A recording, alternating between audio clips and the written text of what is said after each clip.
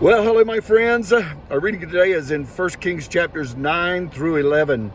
And we see in chapters 9 and 10 where Solomon has received the riches and honor that God had promised him. He didn't ask for it. He asked for wisdom, but God has just blessed him abundantly. And people from all over the world had come and bringing him gifts and honoring him.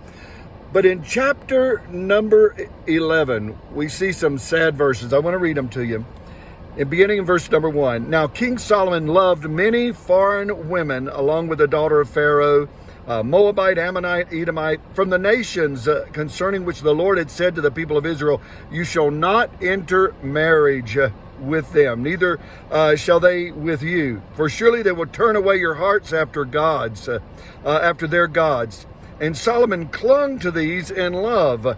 He had 700 wives who were princesses and 300 concubines. And so we see that these women turned his heart and he began to serve other gods. And so what we find is that Solomon's blessings actually turned into a curse. He began to feel like that he was invincible, that he didn't need God. And I find so often, friends, that is the human nature, that when we are blessed, we begin to depend on our blessings, depend on ourselves, and we think we got it all ourselves, or at least that's the attitude that we take. And friends, I want to say that God wants to bless us. He wants to honor us and give us riches and give us wisdom.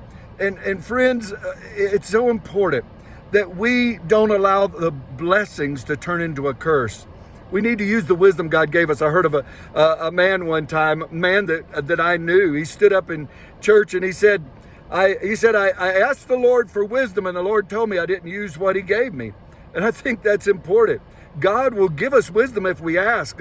We talked about that. James said, if any man lack wisdom, let him ask. And God will give us wisdom, but we have to use the wisdom that he gives us.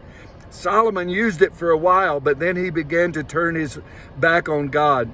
Friends, I want to say, remember, it's not always how you start the race. We've got to finish well, and we've got to take what God has given to us, take the blessings that he's given to us, and use them to glorify his name, not to be selfish with it. Well, God bless you. I hope you have a wonderful day. We'll see you again tomorrow. Bye-bye.